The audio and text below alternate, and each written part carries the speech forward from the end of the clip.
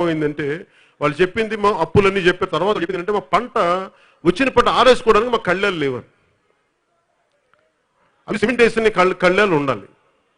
ఈ రోజున అలాంటి కళ్ళాలు తయారు చేయకపోగా వీళ్ళు ఏం చేస్తున్నారంటే ఈ అనపర్తిలోనే ఎక్కడో ఇందాక మాట్లాడుతూ ఉన్నారు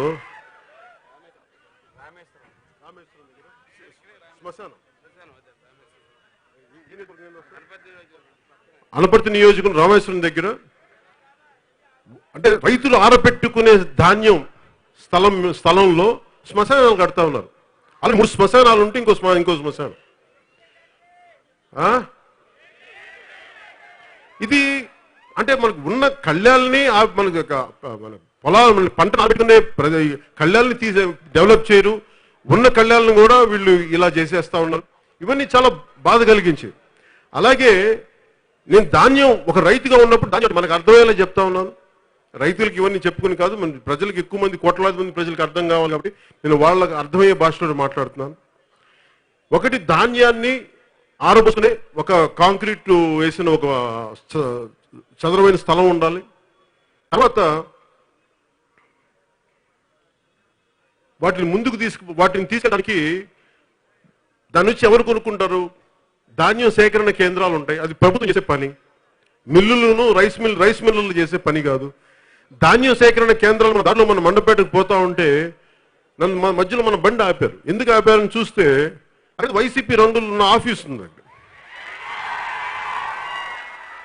నేను అనుకున్నా వైసీపీ ఆఫీస్ ఏమో పంచాయతీ ఆఫీసులు వేస్తాను అదని కాదండి. ధాన్యం సేకరణ కేంద్రాన్ని కూడా మొత్తం మూల పెట్టేస్తే ఇందులో తాళం కప్పేస్తుంది. దానికి కూర్చోబెట్టి వైసీపీ రంగులు వేస్తున్నాయి. అక్కడ ఎవరు లేరు. అక్కడ అంటే ఆదివారం కూడా పని చేయాల్సింది తాళం వేసి కూర్చున్నారు. ఎందుకంటే వాళ్ళ ధాన్యం సేకరణ కేంద్రం వాళ్ళకి పని లేదు. అలాగే వీళ్ళు వెళ్ళి ఏం చేస్తారు? రైస్ మిల్లర్ల దగ్గరికి పోతాం. రైస్ మిల్లర్ల దగ్గరికి వెళ్తే ఈ రోజున మీరు అడగని ఇంతమంది రైతులు ఉన్నారు. దాదాపు మన 2 జిల్లాల నుంచే దాదాపు మన ఆంధ్రప్రదేశ్ నుంచే ఒక 50 లక్షలు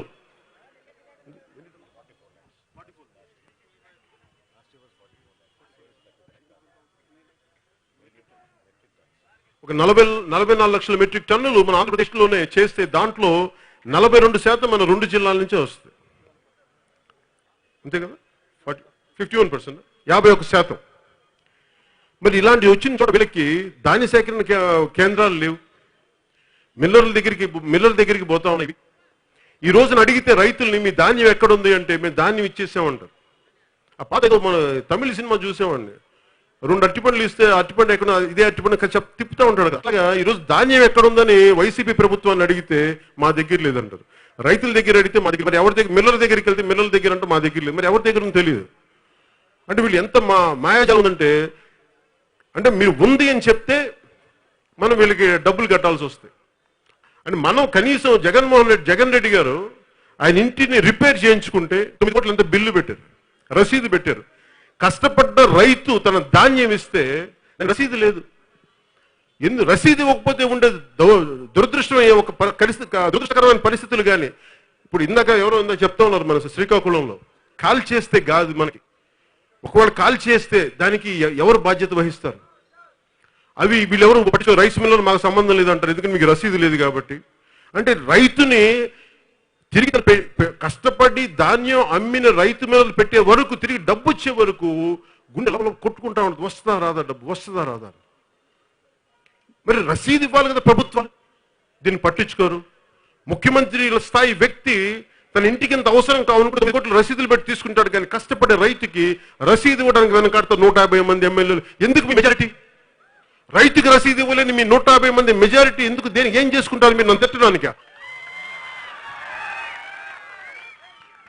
నన్ను తిట్టాలి అంటే మీరు బయట కూర్చోండి, తిట్టాను, నాకేం లేదు. అమలు నేను ఎదురుగా వస్తాను. మీ 150 మంది ఇలా కూర్చోండి, ఇట్లాగా నేను ఒక్కనే ఉండను. మీరు ఏం తిట్టాలనుకుంటే తిట్టండి, నేను ఒక్కనే ఉన్నాను. మా వాళ్ళు కూడా ఉండరు, నేను ఒక్కనే ఉన్నాను. మీ కసి తీరిపోయి తిట్టండి. మీరు ఏం చేస్తారో చేసుకుని నేను చూస్తాను, ఎదురుగానే ఉంటాను. కానీ విలువైన సభా సమయాన్ని మీరు రైతులకి వాళ్ళ సమస్యలను పరిష్కరించాల్సింది పోయి మీరు కాలాన్ని దుర్వినియోగం చేస్తే రైతులకి కష్టాలకి మీరు ఫలితం లేకుండా పోతా ఉంది. దీన్ని ఖచ్చితంగా మీరు పెద్ద మనసుతో ఆలోచించండి. ఎందుకు ఇంత రిక్వెస్ట్ చేసి మాట్లాడతాను ప్రభుత్వాలకంటే, నేను నోటికి ఏది వచ్చేది పడి మాట్లాడితే మీకు సత్ఫలితాలు రావాలి. నేను తగ్గి మాట్లాడతాను ప్రభుత్వాల దగ్గర, గత ప్రభుత్వంలోని ఈ ప్రభుత్వంలో. ఎందుకంటే నేను ప్రతినిధిగా మాట్లాడుతున్నాను. మీ ప్రతినిధిగా మాట్లాడేటప్పుడు నేను తగ్గే మాట్లాడాలి. మీకోసం న్యాయం జరగాలని తగ్గే మాట్లాడతాను. నా సమస్య కాదు అది, కానీ అది నేను మీ సమస్యకి నేను ఉన్నానని చెప్పాను కాబట్టి నేను ప్రభుత్వం తగ్గే మాట్లాడతాను. ఈ రోజున వైసీపీ ప్రభుత్వానికి జగన్ రెడ్డి గారిని నేను నింపాదిగానే అడుగుతున్నాను, మర్యాదగానే అడుగుతున్నాను. ఈ రోజున వాళ్ళకి 1300 కాదు వాళ్ళకి ఇవ్వాల్సింది, మీరు బస్తాకి 1500 రూపాయలు ఇవ్వండి. వాళ్ళకి 1500 రూపాయలు ఇవ్వండి. మీరు చేసిన తప్పుకి, మీరు చేసిన ఆలస్యానికి కనీసం క్షమాపణ చెప్పినట్టు ఉంటుంది. ఎందుకంటే మీరు అలాంటిది. ఇంకొక బాధాకరమైన విషయం ఏంటంటే, మానవత్వం నా కులం ఏంటి, మానవత్వం నా మతం, మాట మడం తిప్పదు నా కులం, ఇట్లా మాట్లాడుతూ ఉంటే సరే ఓకే అర్థం చేసుకుంటాను, అర్థం చేసుకుంటాం. మరి కౌలు రైతులకి ఎందుకండి మీరు కులం అడుగుతున్నారు? మీరు కౌలు రైతులకి ఎందుకు కులం అడుగుతున్నారు? మీరు సామాజిక వర్గం అంటే మనుషులు మీకు అన్నం పెట్టి అన్నం తినేటప్పుడు మీకు గుర్తొస్తుందా? ఏ కులం పండించినా గుర్తొస్తుందా మీకు? నేను ఎందుకు కులాలని, మతాలు ఎందుకు, ప్రాంతాలను ఎందుకు చాలా జాగ్రత్త చూస్తానంటే, ఈ రోజు నేను ఈ చొక్కా వేసుకున్నట్టు ఎక్కడి నుంచి వచ్చిందో ఎవరికి తెలుసు. ఎన్ని కులాలు దాటితే చొక్కా నా ఒంటి మీదకి వచ్చిందో. ఒక ముద్ద తింటే ఎన్ని కులాలు, ఎన్ని మతాలు, ప్రాంతాలు, వ్యక్తుల చేతులు దాకితే ఒకటి వస్తుంది మన చేతుల్లోకి.